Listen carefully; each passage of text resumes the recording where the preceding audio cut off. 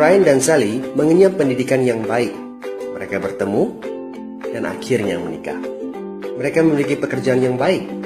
Brian memiliki jabatan tinggi di sebuah perusahaan multinasional, berpenghasilan besar, mendapat fasilitas dari kantor berupa mobil dan rumah. Mereka sangat menikmati hidup. Sering nongkrong bersama di coffee shop sepulang kantor, nonton di bioskop, mampu membeli baju dan tas yang matching, dan pergi berlibur sesekali. Tapi, kenyataan sebenarnya tidaklah demikian.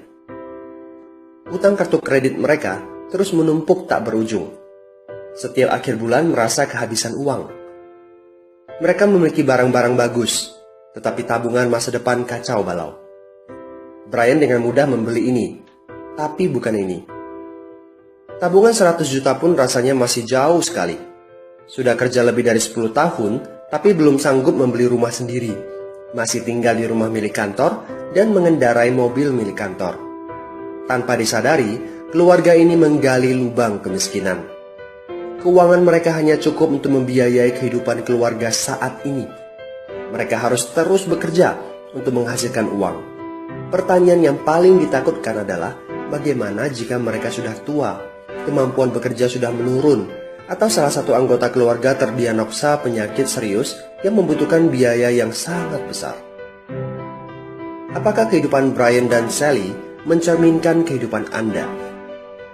Apakah saat ini Anda memiliki penghasilan, tetapi sebelum akhir bulan sudah merasa kehabisan uang?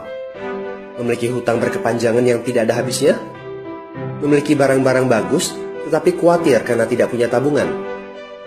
Memiliki hidup yang berkecukupan, tetapi khawatir tidak mampu menyekolahkan anak-anak dengan baik? Memiliki rumah tinggal, tetapi berkemungkinan besar harus menjual rumah bagus ini karena tidak punya dana pensiun? Jika Anda menjawab ya pada salah satu saja pertanyaan tadi, saatnya untuk memperbaiki diri. Mau jadi seperti apa kita ini kalau ternyata kita sebetulnya hanya gaya dari luar saja? Mau hidup keropos seperti ini sampai kapan? Aha, mari kita mulai menabung. Nah, apakah menabung saja cukup? Berapa banyak yang bisa Anda sisihkan untuk ditabung setiap bulan? Mari kita ambil contoh. Anda berencana untuk memiliki rumah dan mobil. Katakanlah harga rumah 600 juta dan harga mobil 200 juta. Jika Anda mampu menabung 5 juta per bulan, Anda membutuhkan 13 tahun untuk mendapatkan angka 800 juta.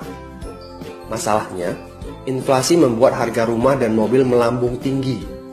800 juta akan menjadi 2,7 miliar 13 tahun kemudian, jika kita asumsikan rata-rata kenaikan barang 10% per tahun. Ini masih soal impian untuk membeli rumah dan mobil. Padahal, masih banyak kebutuhan lain yang perlu dipersiapkan jika ingin hidup lebih baik. Bagaimana dengan persiapan dana hari tua? Agar di saat tua dan tidak sanggup bekerja lagi, Anda punya tabungan yang cukup untuk kebutuhan sehari-hari. Asuransi untuk keluarga? Dana pendidikan untuk anak-anak? Dana tak terduga untuk keperluan dadakan jika dibutuhkan, seperti keluarga sakit, dan lain-lain. Artinya, Anda perlu lebih banyak uang untuk ditabung. Bayangkan jika satu bulan Anda hanya bisa menabung kurang dari 5 juta. Sudah jelas, jika langkah Anda hanyalah menabung, Anda seperti sedang menggali lubang kemiskinan. Hal utama yang perlu Anda lakukan adalah meningkatkan penghasilan Anda. Anda mungkin bertanya bagaimana saya bisa melakukan itu dengan segala kesibukan yang saya miliki sekarang. Apakah saya bisa tetap mencari income tambahan di luar sana tanpa mengganggu pekerjaan utama saya? Seandainya bisa, apa yang bisa saya kerjakan saat ini? Nah, langkah pertama yang perlu Anda lakukan saat ini adalah menghubungi teman yang menunjukkan video ini kepada Anda. Dia punya akses untuk jawaban dari pertanyaan Anda. Informasi, itu yang Anda butuhkan saat ini.